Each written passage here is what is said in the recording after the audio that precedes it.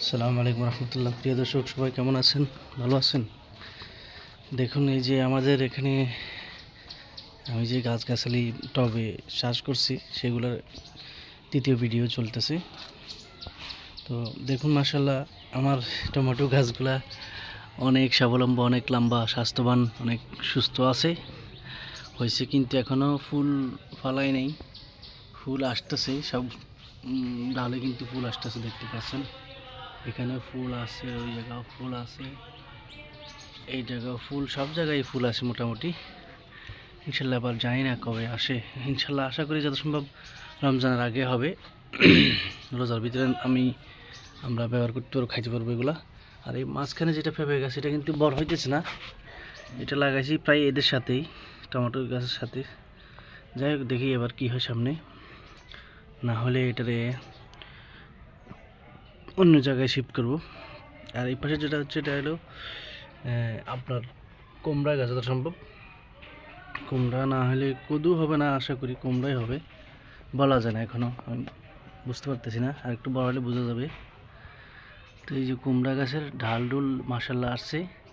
আর একটু লম্বা হলে এভাবে আমরা এখানে মাচায় দিয়ে দেব এই জায়গা, এই কুমড়া গাছের জন্য, ঠিক আছে। আর এর পাশে যেটা হচ্ছে, সেটা হচ্ছে আপনার মরিচ গাছ।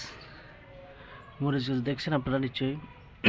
এর আগেও মরিচ লাগাইছি টবের মধ্যে, সব বেশিরভাগ মারা গেছে বলতে আমাদের ভুলের কারণে ওষুধ বেশি দেওয়া হয়েছিল, ইউরিয়া, সেই জন্য মারা গেছে। ওরা এখনও ছোট বাচ্চা মতো বয়স, মানে সারটা ওরা বরাবর, মানে ওদের শরীরের মধ্যে মানে আসে নাই, বরাবর ফিট হয় নাই, ঠিক আছে। ফিট না হওয়ার কারণে ওরা সহ্য করতে পারে নাই, সেই জন্য ওরা মারা গেছে অনেকগুলা। ওই পাশে আমি দেখাবো। তার এই পাশে এটা টমেটো গাছ, টমেটো চারা দেখতে পাচ্ছেন। মাঝখানে 2-3টা লাল শাকও আছে, এটা রেখে দিয়েছি, পরবর্তী হলে দেখা যাবে বীজ রাখার জন্য। আর এগুলো হচ্ছে 2টা টমেটো, বেগুন গাছ। আর এই পাশে যেটা হচ্ছে, এটা তো ওই বড় লম্বা বেগুনটা, ঠিক আছে। এটা একবার মাঝখান দিয়ে মরে যেতেছিল, তো আবার ইউরিয়া সারটা দিয়ে একটু আলগা জৈব সার এনে দিছি। মোটামুটি এখনটা একটু ভালো আছে, স্বাভাবিক আছে।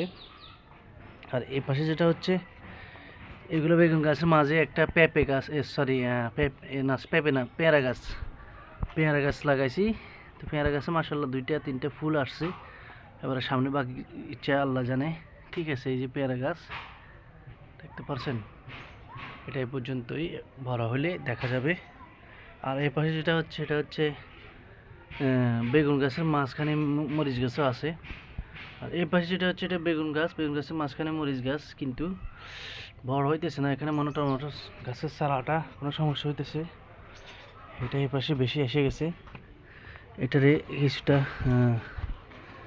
এটারে মনে হয় সম্ভব আমার একটা ঢাল দিয়ে বাইজা দিলে মানে ভালো হইতো। সে যাই হোক, সেটা ভিডিওর শেষের দিকে আমি এটাকে উপর দিকে দিয়ে দিব, আশা করি। ব্যাস এভাবে থাক। সেটা আমি ছিঁড়ে ফেলে দিছি। আর সবগুলোতে কিন্তু মাছা দেওয়া হয়েছে। মাছা একবারে এই পাশ থেকে একবারে এই পাশে একবার পুরাটাই দেওয়া হয়েছে। ওই এর আগে ভিডিওতে বলছিলাম আমি, নারিকেলের ডোগা, মানে যেটা ঝাড় বলা হয়, নারিকেলের ঢালটা দেওয়ার কথা ছিল না।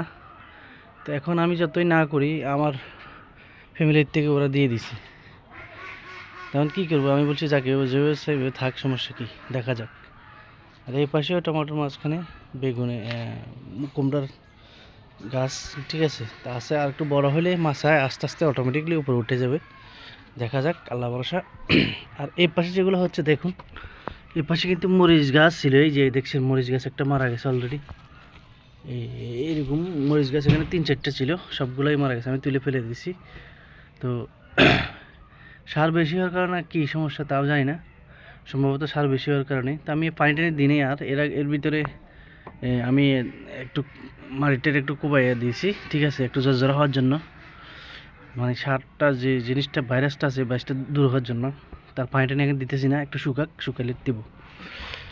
আর এই পাশে 2টাই বেগুন গাছ, কুমড়া গাছ সম্ভবত, নাকি কদু গাছ আমি বুঝতে পারতেছি না, একটু বড় হলে জানা যাবে। তো এটা কুমড়া গাছের মাথাটা বাইরেছি, ইনশাল্লাহ একটু বড় হইলে এইভাবে মাচার উপরে দিয়ে দেব, কেমন। আর এই পাশে যেগুলো হচ্ছে, এখানে কালকে আমি ওই টবের থেকে পুঁই শাকের গাছ নিয়ে এসে এই টবে এই বস্তার ভিতরে দেওয়া হয়েছে। তো এখনও ছোটো ছোটো, এখন পানি টানি দেওয়া হয় নাই, ঠিক আছে। আশা করি পরে বোঝা যাবে। আর এটার মধ্যে শুধু ভেন্ডি লাগানো হয়েছে। এটা হচ্ছে একটা বোম্বাই মরিচ, ঝালমরিচ। ঝালমরিচে আপনার মানে এখনো ফল আসে নাই, তো দেখা যাক সামনে। আর এটা হচ্ছে বালতির মধ্যে, এটা হচ্ছে শশা গাছ। আর এটা হচ্ছে বারোমাসি নাকি জানি না, এটা বরবটি গাছ। আর এটা হচ্ছে করলা, তিতা করলার পাশাপাশি একটা বোম্বাই মরিচ লাগাতে দেওয়া হয়েছে। এই হলেও আমার ছাদ কৃষি এ পর্যন্তই। তো সবাই ভালো থাকবেন, দোয়া করবেন আমার জন্য, আল্লাহ যেন এগুলো গাছগুলো ভালো রাখে, সুস্থ রাখে, যেন ফল ফ্রুট পাই। তো আল্লাহ হাফিজ, সবাই ভালো থাকবেন, আসসালামু আলাইকুম।